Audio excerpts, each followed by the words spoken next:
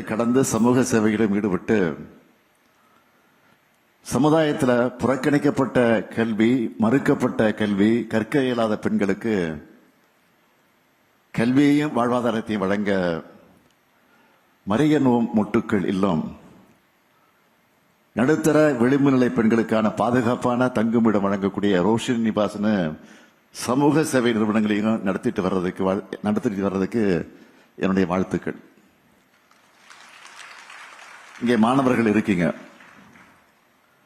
ஒரு காலத்தில் கல்வி என்பது நமக்கு மறுக்கப்பட்ட ஒன்று. ஏராளமான போராட்டங்களுக்கு பிறகுதான் கல்வி கதவுகள் நமக்கு திறக்கப்பட்டுச்சு. இன்னமும் கல்விக்காக போராடும் மக்கள் இருக்காங்க.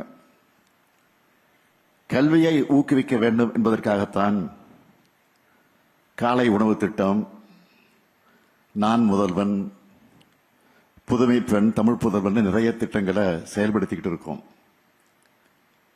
இப்போ கூட பள்ளி மாணவர்களுக்காக சிறப்பு பேருந்துகளை தொடங்கி இருக்கிறோம்.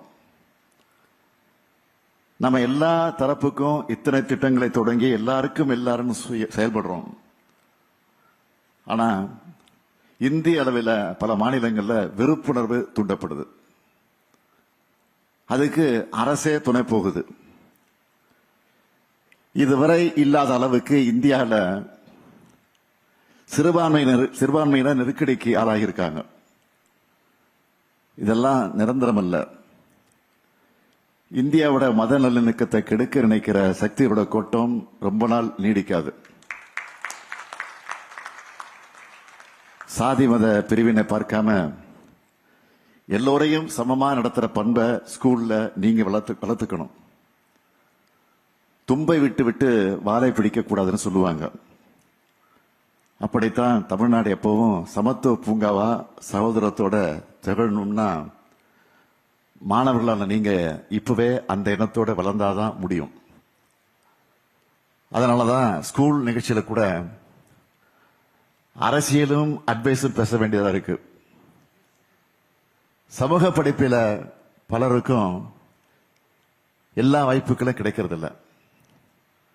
வாய்ப்பு கிடைக்கிறவங்க அதனால வரக்கூடிய திறமைய வாய்ப்பு இல்லாதவங்களுக்கு கொண்டு சேர்க்கணும். இதுதான் புனித மேரி யூப்ரேசியா போன்றவர்கள் ஆற்றின தொண்டு.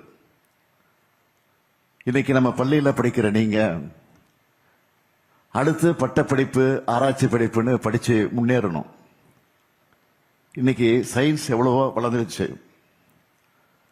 உங்களுக்கு தேவையான அறிவை பெற நிறைய ஆப்ஷன்ஸ் இருக்கு. அதுல இப்போ ஏஐயோட வளர்ச்சி புது புரட்சியை உண்டாக்கிட்டு இருக்கு.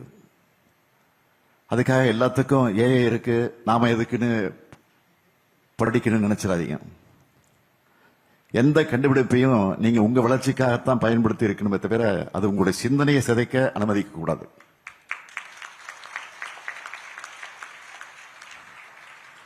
அதே போல உங்க ரோல் மாடலை இன்ஸ்டாகிராம்ல தேடாதீங்க. பொழுதுபோக்கு வாழ்க்கையின் ஒரு அங்கம்தான், அதுவே வாழ்க்கை இல்லை. சுருக்கமா சொல்லணும்னா நீங்க ரீல்ஸ்ல பார்க்கறதெல்லாம் ரியாலிட்டின்னு நம்பிடாதீங்க. லைக்ஸ் வியூஸ்ல கெத்து இல்ல, மார்க்ஸ் டிகிரிஸ்ல தான் உண்மையான கெத்து இருக்கு.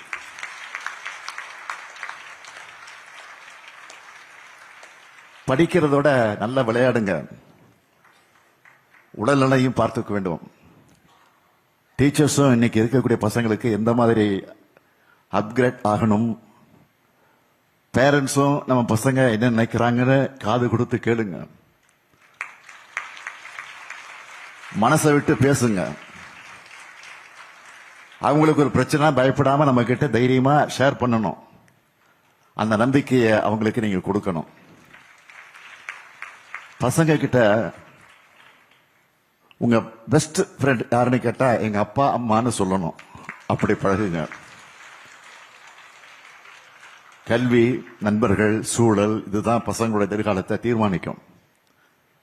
எனவே நல்ல ஆயராக இருந்து பசங்களை முன்னேற்றணும்னு அனைவரையும் வாழ்த்தி குஷப்பட் பள்ளிக்கு 100 ஆண்டு வாழ்த்துக்களை மீண்டும் தெரிவித்து இந்த இணைய வாய்ப்பை தந்த இந்த பள்ளியினுடைய நிர்வாகத்துக்கு மீண்டும் என்னுடைய நன்றியும் வணக்கத்தையும் தெரிவித்து விடைபெறுகிறேன். நன்றி, வணக்கம்.